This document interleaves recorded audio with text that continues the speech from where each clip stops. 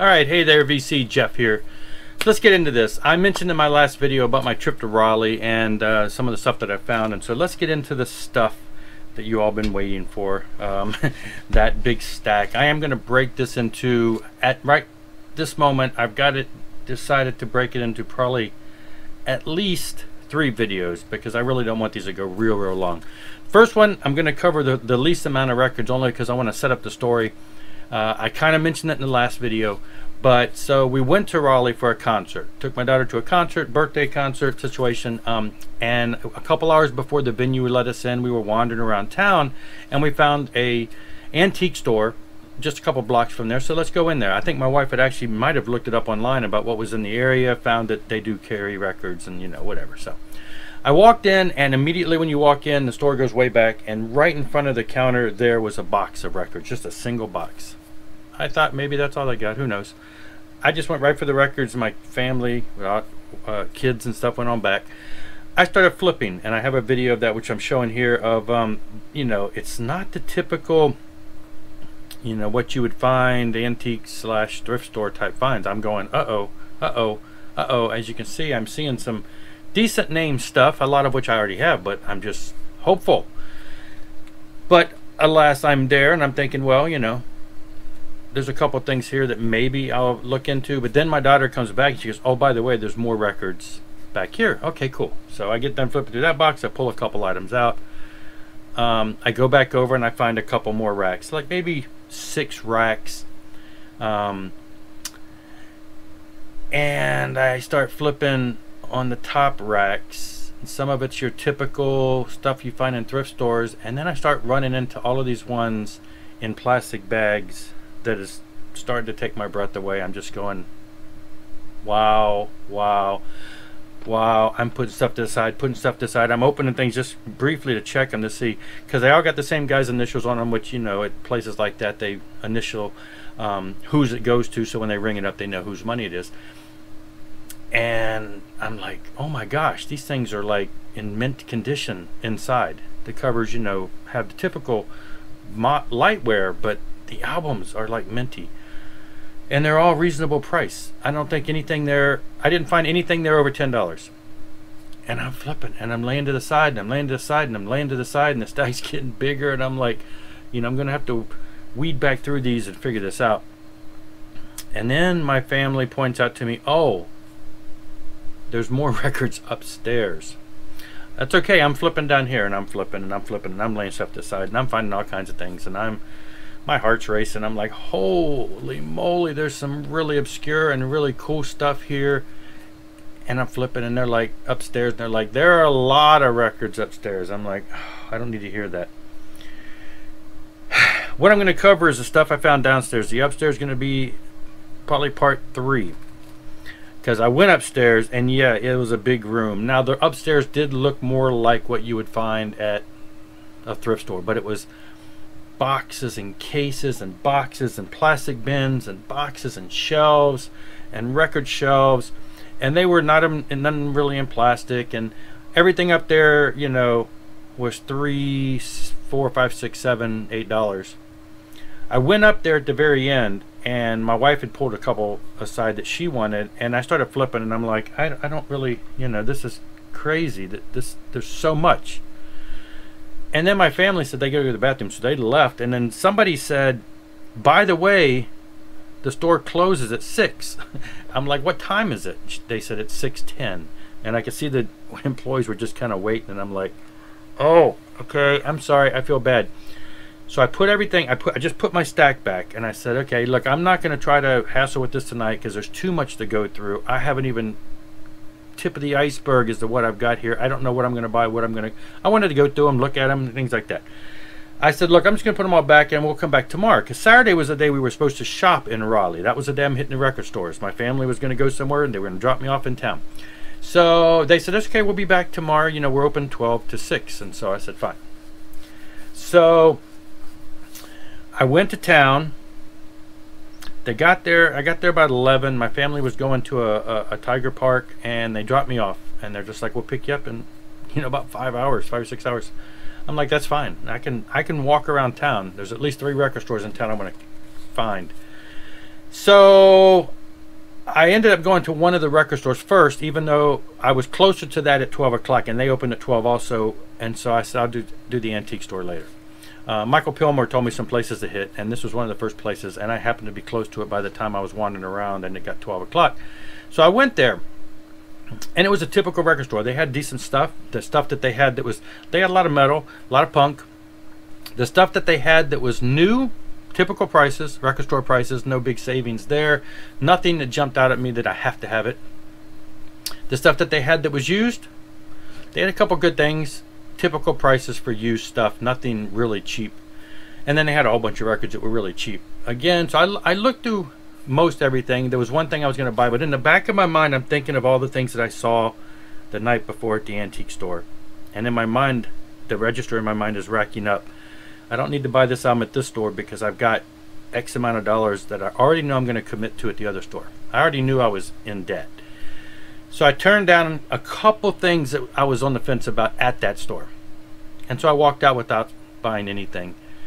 And then I went on right to the antique store. By that time it was a little after 12. It was probably 12:30, quarter to 1. And I went in there and everything was still like it was. My stack was still together.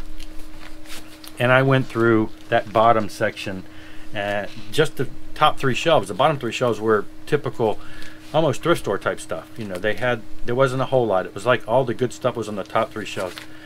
And I had a stack, which is what I'm going to show you some of now. Half of the stack. Like I said, this first half I'm going to show you, these are all bands that I basically took a chance on. These are the unknowns. These are bands that I've either seen people talk about, I knew they looked like they were metal. I've never heard anything by these bands. Definitely blind buys in the sense of never hearing them before. So that's what we've got here. But I've seen a couple of, I was like, okay, if I'm gonna buy stuff that I'm totally new to. There was a couple things in there which I did get to fill in spots, but there was other ones I put back just because, again, price. Fist. I have seen this shown a couple times. I want to say I think Ron Haggerty might have shown it. I didn't see every one of his recent videos where he went to his whole collection, but I swear I've seen maybe him show this not too long ago, or maybe I did watch the F's. Anyway, I knew the band, I knew the name, I just didn't know anything about them. And I will say, everything in this first stack is 84 and prior. 80 to 84. This is all primo hard rock and metal years of that time. So, this is the 1980 Fist album. Don't know a ton about it as far as, you know, the band. It is a gold stamp promo. You see that there. They have a look of that, you know, kind of a, you know, 80s feel. You know, they're on A&M, which, you know, is a fairly decent sized label. So I haven't listened to all these either, so there are some that I want to hear, but I did put this one on, and I will say it was, so the first, you know, the first song I was like, yeah, I'll dig this. This is like really good. And then the second song I was like, oh, look, it's kind of popish AOR. They were all over the place, but not, you know, I liked it. It was cool. So I haven't checked out all of it, but I have listened to at least the first side of it. And then I picked up another one by them. This is their follow-up album, their 81 album, which actually turns out, this is called Thunder in Rock, but it turns out it's got another name, like Fleet Street or something. It's been released under 2 different names, according to Discogs. Overseas band again, 1981. I haven't listened to this one yet. I've basically been spending the time documenting, putting these things cataloged on Discogs, getting the bags cleaned up, changed out, you know, swapped out. So Maltese Falcon Metal Rush, which I believe is, I think from what I remember seeing online, this is like their only real album. But this is the oldest one. This is 1984. I posted as a sample video on Facebook in one of the in the Music Asylum group, and one of the guys said, hey, that Maltese Falcon is hard to find in the US. So anyway, I called this a score. I'm pretty sure I've heard of somebody mentioning this. I don't know, could have been anybody from Scott Waters to Rob at Black Star Vinyl, but I have heard the name, and so yeah, I grabbed it. It's got the name Metal in it, so you got to get it, right? Haven't listened to that one yet. Maybe I did. I listened to wait a minute. I listened to like the first song. I was just kind of sampling some of these, but you know, they got the look. This one I do. I remember hearing the very first song. I thought, yeah, I'm gonna have to get into that. That sounds good. Picture, Heavy Metal Ears. Again, knew nothing about it. Scott Waters said he hadn't gotten a copy of this yet, so it was something on his wish list.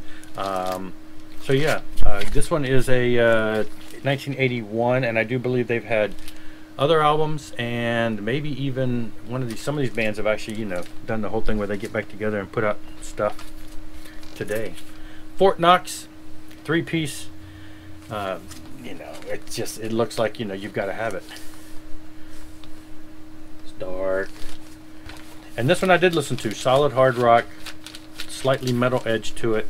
You know, this is a 1982, so about as, you know, hard rock as metal. It's on Epic, so, you know, it's not like it's on a minor label there. But alas, it's the only album that they have. It's the only one that they seem to have recorded, according to Discogs. Oh, no, that's not. Never mind.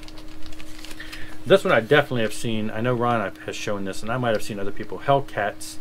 They have one other album. This is like their EP, and I listened to this one already, and you know, it's 5 songs, and it is just a solid hard rock, slightly commercial. It's on a different label, but the label is part of Atlantic Group. So, but yeah, this was good. They have another album, so now I've marked their other album to be on my wish list there.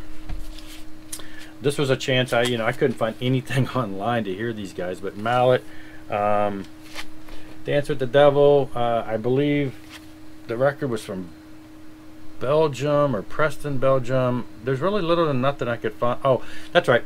I couldn't find anything song sample wise for them online, but when I looked them up on Discogs, they've got quite a few albums out, and they've even got a new album in this year, so I guess they got back together. They're listed as a cover band from overseas, but I don't, you know, this is not covers.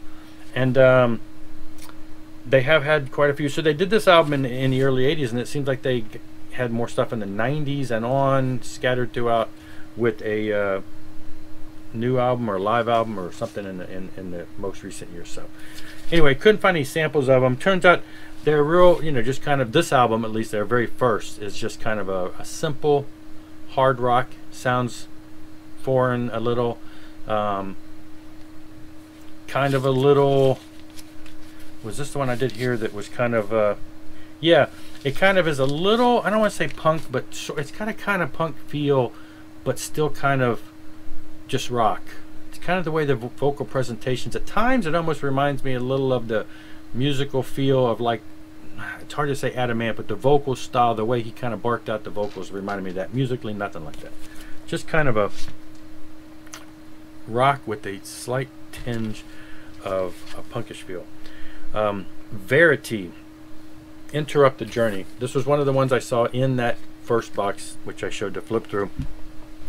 And it was, again, an unknown, and I said, I'm going to buy anything that's definitely obscure, because I kind of want to look out for obscure metal stuff that I'd never heard before, and this was one of them. This is from 1983, and I listened to this, the first side of this, yesterday, and yeah, I was impressed. This is probably one of the better sounding new bands that I heard. Just the, you know, had a little grit to the vocals and everything. I want to get, you know, obviously I'm going to give it more spins, but I want to say that they have had some other stuff since then, but this was, like, if not their first, it was definitely one of their earliest. Most of this stuff does tend to be, most of these, I guess, handful of these are overseas bands, and some of these are imports or just US versions of them. But so that is it. That's the first stack, strictly what I consider blind buys, in the sense that I was not familiar with the music of any of these bands, and I grabbed them up. There was one or two, maybe 2 or 3 other bands that fell into this category that I was able to, in my time searching there, was able to find some clips online, and I was like, okay, they looked cool. And one of the albums I swear I've seen somebody else show too, and I thought, cool album, and I actually had it, and then I listened to it and I thought, it's definitely listed as AOR. And they looked cool like rockers, but it definitely was on the lighter side. And again, I was at the point where I was weeding through it, saying, I've got to get rid of stuff. Got to get rid of stuff, because the stack was like this big, and, you know, I did weed out some of the stuff. that's all for this one. The next batch I'm going to show are the more mainstream bands that I'm like, ooh, I got to get that, because these were in great condition. I'm like, oh, I need that for my collection. I need that for my collection. So they're bands that are more familiar to me that I, you know, already knew about and just wanted to get copies of their albums. So that's all for this one, though. It was a great haul. In my previous video, I showed how the next day I went over to Record Crate and picked up even more stuff. So yeah, it was quite a digging weekend of buying stuff. So my wife's like, you can't buy any more records now for a month. Good luck with that. Anyway, thanks for watching. I'll be back with part 2 very soon. Rock on and rock hard.